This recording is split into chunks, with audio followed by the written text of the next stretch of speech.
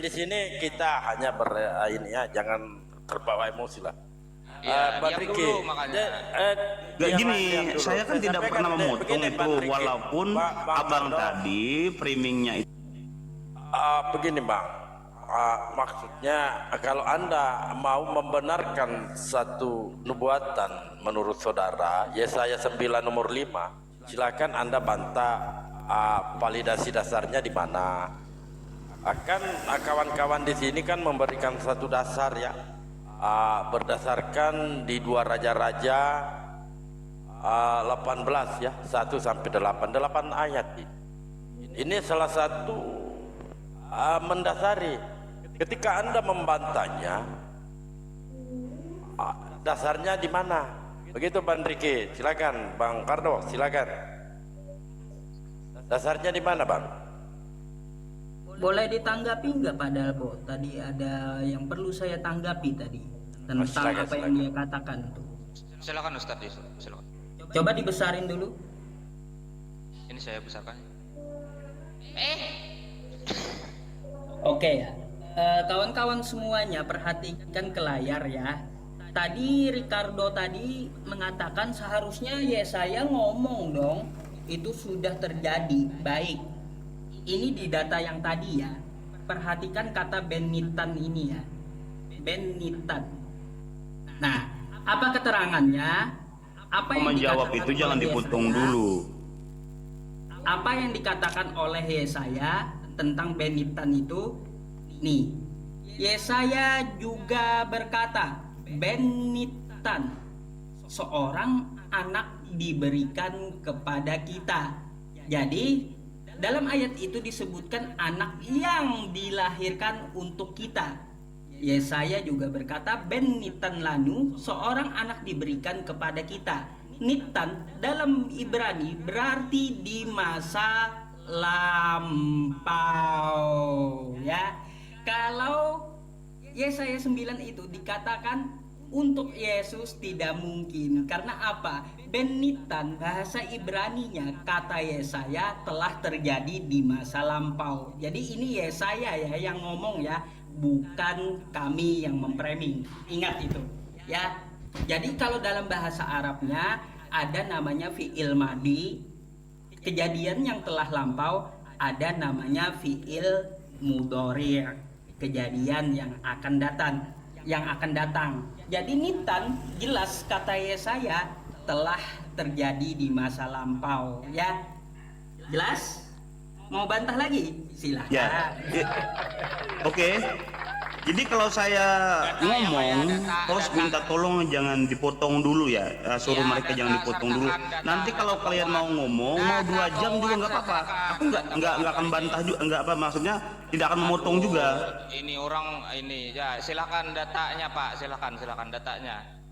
Nah, kalau mau membantah pakai data dulu apa ini silakan. Nah, kalau mau besar-besaran suara mah suara Bapak juga tenggelam sama saya Pak, makanya. Nah, jangan ini aja, jangan mikrofon aja dipasang, headset juga dipasang Pak, kan gitu. Silakan Pak Riki.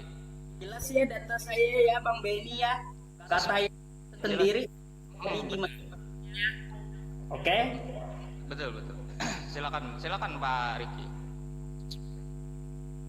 Pak Riki kemute Pak. Enggak, saya bilang ketika saya menyampaikan firman Tuhan ini, kalau mau membantah atau mau ceritanya ingin meluruskan, itu nanti saya bilang silakan. Selesai. Tapi ketika saya ngomong itu jangan dipotong-potong. Oke? Bisa lanjut ya diskusinya ya. Nah, silakan Pak. Ima ini di dalam kitab Yesaya ini, kita kembali lagi kepada Yesaya pasal yang ke-9 tadi ayat yang ke-6. Di situ jelas dikatakan ini berbicara tentang nubuatan. Nah, nubuatan ini sebelum terjadi, tetapi seakan-akan sudah terjadi karena Yesaya sendiri yang melihat itu melalui urapan Tuhan.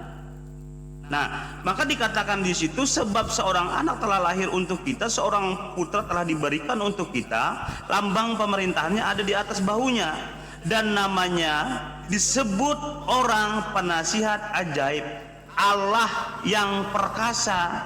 Itu yang pertama. Allah yang perkasa ini tidak bisa disematkan kepada seorang raja, karena ketika Allah yang perkasa disematkan ke seorang raja duniawi, itu akan bertentangan, berarti ada Allah lain. Kemudian nubuatannya Bapak yang kekal. Bapak yang kekal ini adalah berbicara tentang selama-lamanya. Itu Bapak yang kekal. Bukan hanya Bapak setahun atau 10 tahun menjadi raja, misalnya 20 tahun. Bukan demikian. Tapi kekal selama-lamanya. Makanya dikatakan nubuatan. Nah, dan kemudian dikatakan Raja Damai. Jelas Tuhan Yesus memperdamaikan manusia sehingga manusia itu masuk dalam kerajaan surga. Nah, kemudian di dalam Yesaya pasal 61 ayat 1 nubuatan tentang Tuhan Yesus Kristus. Kemudian Yesaya 17 ayat 14. Silakan Anda baca sendiri nanti. Nah, kemudian terjadilah di dalam kitab Matius pasal 1 ayat 18 itu penggenapannya. Dan kemudian di dalam kitab Matius pasal 1 ayat 21 sampai 23 itu tentang penggenapannya. Ia akan melahirkan anak laki-laki dan engkau akan menamakan dia Yesus, karena dialah yang akan menyelamatkan umatnya dari dosa mereka. Jadi umatnya dari dosa mereka itu ialah berbicara tentang Allah. Allah saja yang punya umat, Tuhan saja yang punya umat.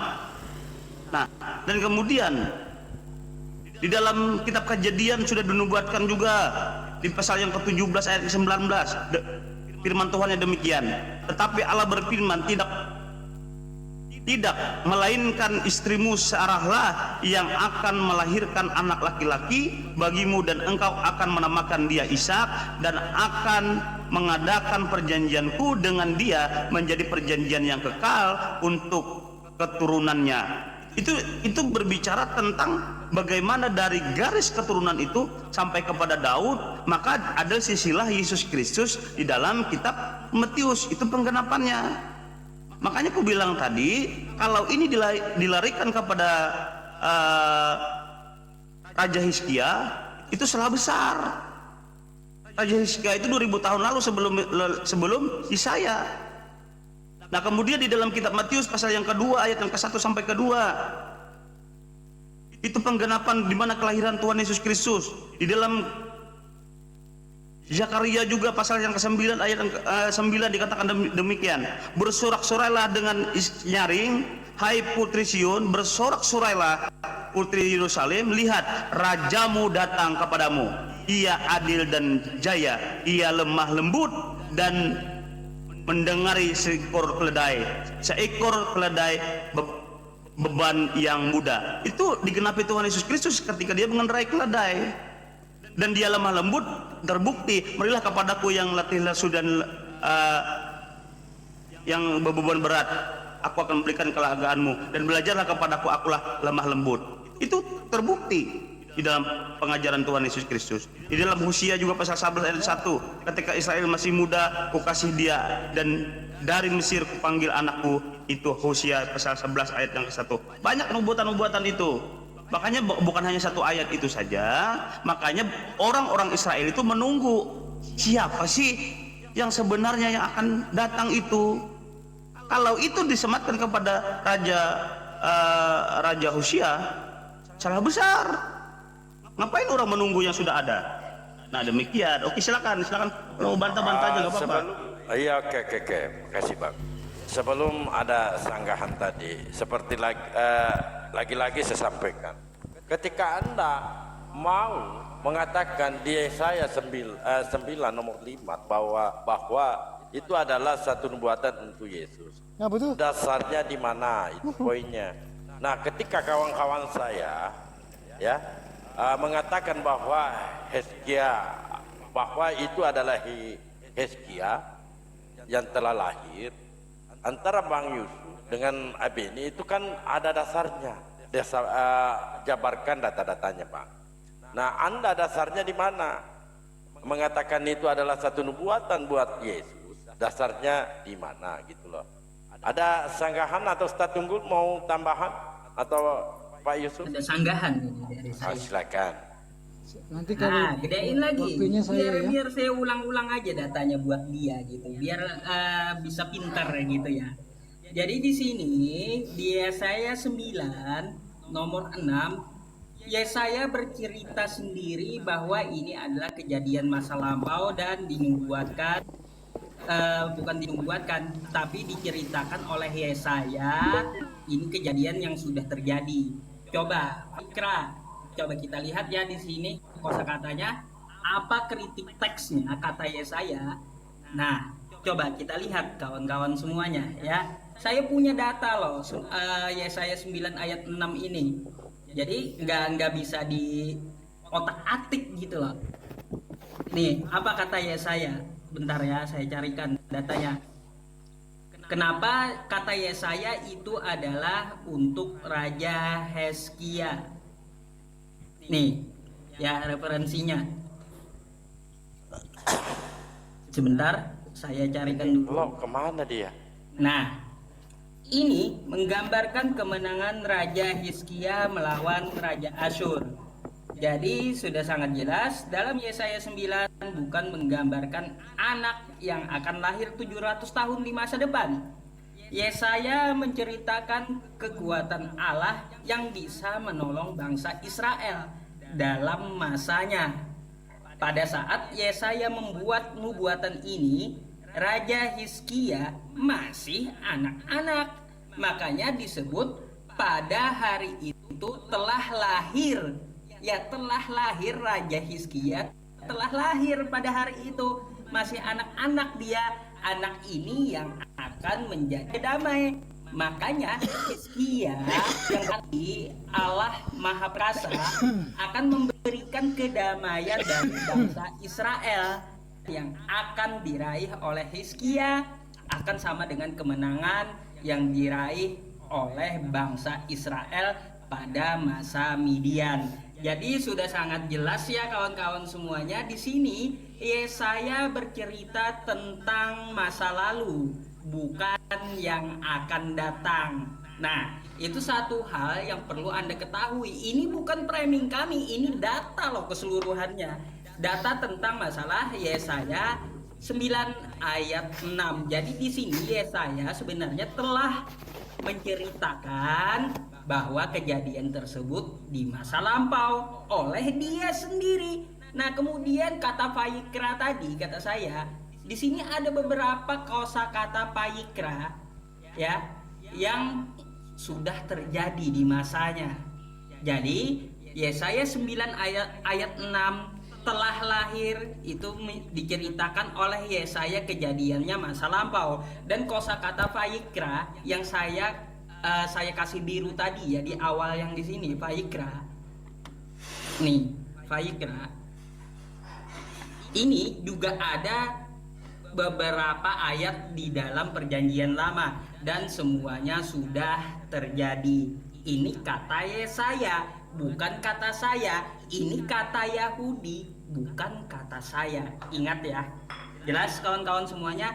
Jadi Yesaya 9 ayat 6 bukan untuk Yesus, tetapi adalah untuk Raja Hizkia. Sekian. Masalahnya Ustadz orangnya kabur.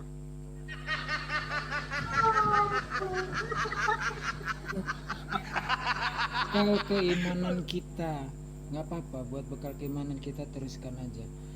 Jadi kalau udah, aku Lanjut, Ustaz, udah lanjut. waktunya belum? Iya ya. Kok Ustaz Unggul dikasih data kok kabur? Kapan mau pintarnya nanti itu orang? Ya sebelum itu Mencret. saya sambut dulu ini Bunda Rahma. Assalamualaikum Bunda Rahma. Untuk Anda. Oh, waktunya Bunda Rahma dulu ya. Oke, aku nunggu giliran ngomong lah. Assalamualaikum Silakan, semuanya. silakan. Enggak, Silakan. Bunda Rahma dulu. Lanjut Ustadz dulu Yusuf, Ustadz. silakan. Ustadz Unggul dulu. Oke. Ustadz. Ya udah gini ya. Yang Ini menang teman-teman, buat kawan-kawan aja gitu agar enggak ini teman-teman data yang sangat penting kalau perlu dicatat ya. Sediakan alat tulisnya. Jadi kita kan sering melihat ya di video-video ini, pembukaan dulu nih, opening speech. Kenapa ketika ada perarakan salib di Israel sana, orang-orang Yahudi pada meludah? Kenapa orang-orang Yahudi mengatakan avodah zarah, artinya penyembahan kepada berhala, yaitu manusia disembah, ya? Kenapa Yahudi bisa kalau kepepet tidak ada sinagog beribadah di masjid, tapi tidak akan sudi masuk beribadah ke gereja, ya? Karena dianggap itu avodah zarah gereja itu. Oke, itu pembukaannya ya. Lalu tentang Mesias, ya, 3 agama ini masing-masing memiliki definisi dan keyakinannya. Yahudi punya dalilnya tentang Mesias. Kekristenan, walaupun lucu ya, kitabnya kitab Yahudi tapi numpang nubuat dari kitabnya orang. Kitab Kristen itu kan sebenarnya perjanjian baru, jadi perjanjian lama ditempelin plok dari gospel, jadilah Bible ya. Oke, catat teman-teman ya, kalau kekristenan mengandalkan nubuatan Yesus itu dari perjanjian lama dicatat hanya 4 kitab.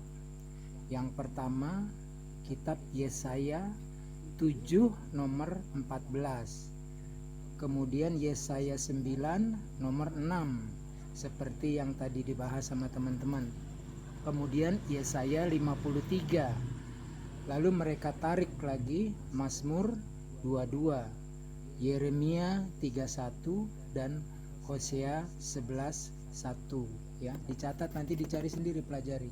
Ini andalan mereka tentang Mesias Yesus. Kalau tadi cuma 4 kitab, 1 2 3 4 5 6 7 8. Judaism tentang Mesias punya 8 kitab nubuatan tentang Mesias yang mereka tunggu. Yang pertama Yesaya 2 1 sampai 4, Yesaya 32 15 sampai 18, Yesaya 60 15 sampai 18, Yesaya 66 nomor 23. Kemudian kitab Zefanya 3 nomor 9. Kemudian Hosea 2 20 22. Sabar ya teman-teman, ini data soalnya kita beradu data, beradu dalil. Kemudian kitab Amos 9 13 sampai 15, Mika 4 nomor 1 sampai 4, Zakaria 8 nomor 23, Yeremia 31 33 sampai 34, Mazmur 86 sampai 9. Lalu apakah sama? Tidak.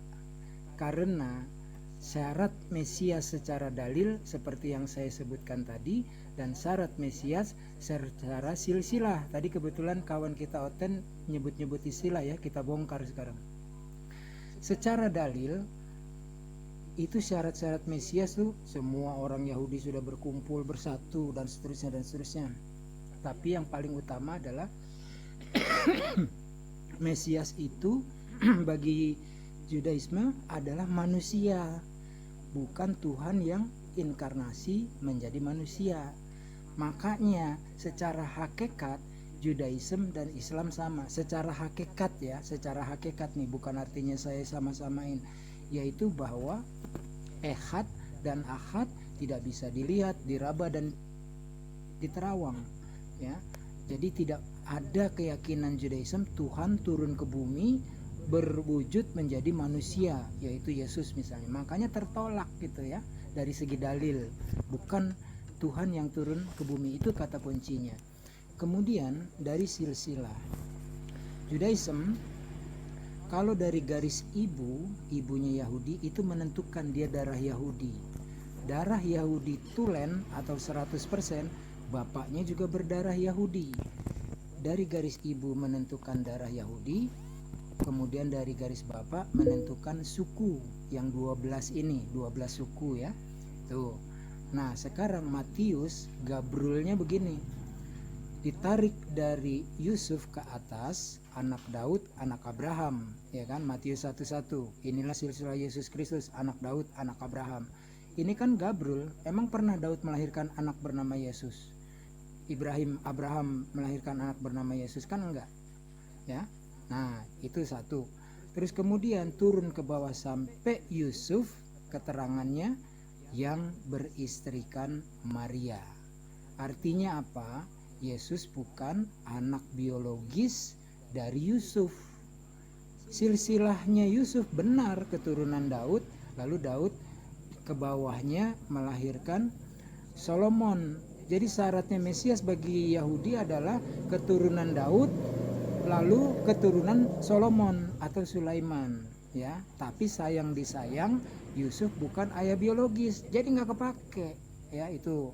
Terus kemudian dari Lukas ditarik dari garis maminya Yesus, yaitu Maria, ditarik ke atas, betul ada Daud, tapi Daud turunnya bukan ke Solomon, turunnya ke Nathan. Nah, di sini dari maminya nggak dapet, dari papinya nggak dapet secara silsilah.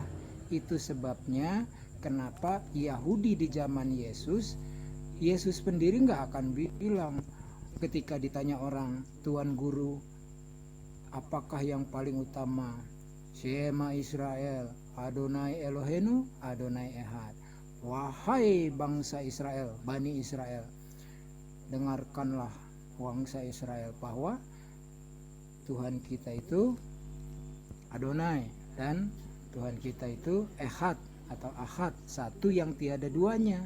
Dua aja kagak, apalagi tiga.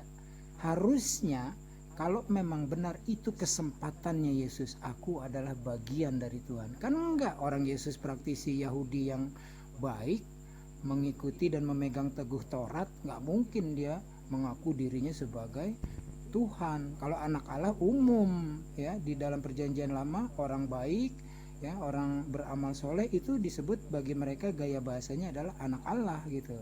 Ya, banyak sebutan anak Allah, bukan hanya untuk Yesus. Kemudian yang terakhir sebagai penutup dari semua itu bisa kita lihat bahwasanya dari dalil Yesus nggak masuk sebagai Mesias, dari silsilah Yesus nggak masuk sebagai Mesias yang ditunggu orang Yahudi. Katakanlah orang Yahudi yang hidup di zaman Yesus salah, kemudian Kristen yang benar sekarang enggak, sebenarnya itu nubuatannya buat Yesus. Lah Yahudi buktinya aja kita lihat mata kepala, ada Bang Billy, ada Yordan, ada siapa lagi ya, kita juga pernah mendengar mungkin Rabbi Tovia Singer gitu. Bahasanya sama, Yahudi zaman sekarang sama dengan Yahudi di zamannya Yesus, bahwa Mesias itu bukan Tuhan, betul-betul manusia yang menjadi bangsanya Raja Bani Israel, rajanya Bani Israel, ya. Jadi bukan Tuhan yang turun atau inkarnasi menjadi manusia. Sekian, terima kasih, standby lagi dong. Masya Allah. Ada tambahan, Ustadz Tata? Silakan. Ada tambahan? Silakan Ustaz Tata.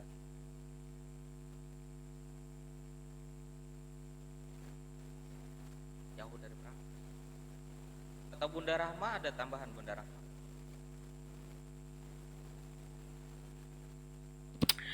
Kalau ya itu sudah dikomplit, sudah disampaikan Ustadz Yusuf, Ustadz Unggul. Saya hanya ingin menyampaikan begini ya. Apa itu nubuah? Ya, nubuatan itu diperuntukkan kepada nabi. Tidak ada Tuhan yang dinubuatkan. Itu poinnya ya. Jadi nubuah itu ya untuk nabi, dan yang menubuatkan itu pun seorang nabi. Nabi yang mendapat ilham ya dari Tuhan. Ya, nabi ini menyampaikan dan dinubuatkan itu kepada nabi pula, bukan Tuhan yang dinubuatkan ya. Tapi nubuah itu berasal dari pengilhaman Tuhan kepada seorang nabi dan diperuntukkan untuk seorang nabi. Jadi nubuah itu bukan untuk Tuhan, dia mengimani Yesus Tuhan. Hizkia telah lahir. Yesus 700 tahun kemudian baru lahir. Di situ telah. Itu yaitu zaman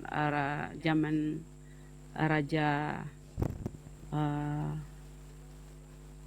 udah lengkap lah dijelaskan tadi tuh. Jadi nubuah itu bukan untuk Tuhan ya, itu poinnya. Silakan Ustadz.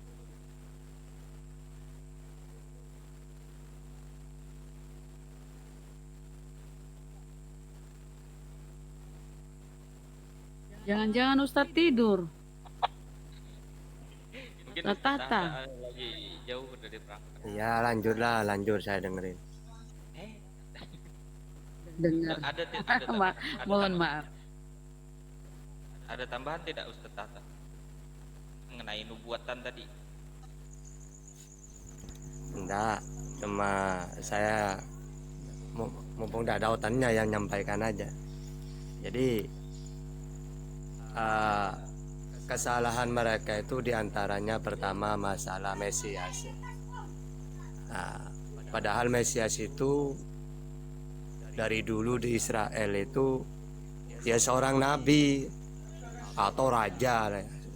Nabi Daud kan ya nabi dia. Ya terus karena mempunyai kerajaan ya disebut raja. Raja Salomo dia, walaupun nabinya ya itulah Mesias. Jadi Mesias itu penyelamat, menyelamatkan. Karena orang Israel itu dari dulu setiap mereka tertindas, dijajah, dari itu pasti Allah mengutus seorang nabi gitu untuk membebaskan, ya, menyelamatkan gitu ya. Sebagaimana di zamannya Musa Allah mengutus juru selamat, ya Musa itu. Makanya Musa disebut penyelamat. Dalilnya mana? KPR 7 ayat 35. Jadi Musa itu penyelamat ya. Terus kalau misalnya dinubuatkan Yesus itu disebut Tuhan karena ayatnya jelas tuh Allah yang perkasa misalnya, ya tidak masalah. Karena Nabi juga kadang-kadang disebut Allah. Contohnya Keluaran 7 ayat 1. Aku menjadikan Musa sebagai Allah dan saudaramu Harun sebagai nabi. Berarti Musa dijadikan Allah. Musa juga penyelamat. Apakah Musa Tuhan? Ya tidak. Ya. Dan sampai sekarang pun Yahudi itu tidak pernah menunggu Tuhan turun, tapi nunggu Mesias. Yaitu di zamannya Yesus juga memang iya menunggu mereka karena tertindas oleh Romawi, raja-raja dolim gitu. Maka mereka menunggu Mesias juga, sebagaimana dulu Allah mengutus Musa, Daud.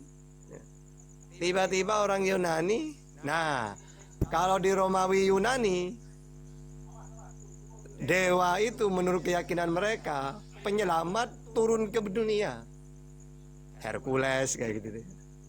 Putra dewa Zeus. Nah, ya pantas lah. Jadi ukuran orang Roma, Yunani, Yesus itu memang Tuhan. Sesuai pakai keyakinan pagan. Sebagaimana dewa kalau menyelamatkan itu kan turun, kata mereka.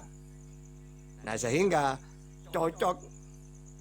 Ya menurut orang Romawi Yunani cocok kalau Yesus itu Tuhan. Karena ajaran mereka itu Tuhan kalau menyelamatkan turun ya jadi manusia yang perkasa. Tapi kalau ajaran Samawi Tuhan kalau menyelamatkan ngutus utusan. Gitu loh. Ngutus Musa, Daud, Salomo, Nabi Muhammad. Makanya pada akhirnya yang membebaskan Israel itu ya Nabi Muhammad pada akhirnya. Ya dibebaskan ya Yerusalem itu. Itu sudah ada itu pasiennya. Silakan lanjut. Oke, tidak. Dia tadi Oke. bertanya, Ustaz. Dia tadi bertanya. Silakan mungkin mau bertanya. Apa tadi pertanyaannya? Nih ada. Oke, tadi silakan. tempat kurungkat itu Bang.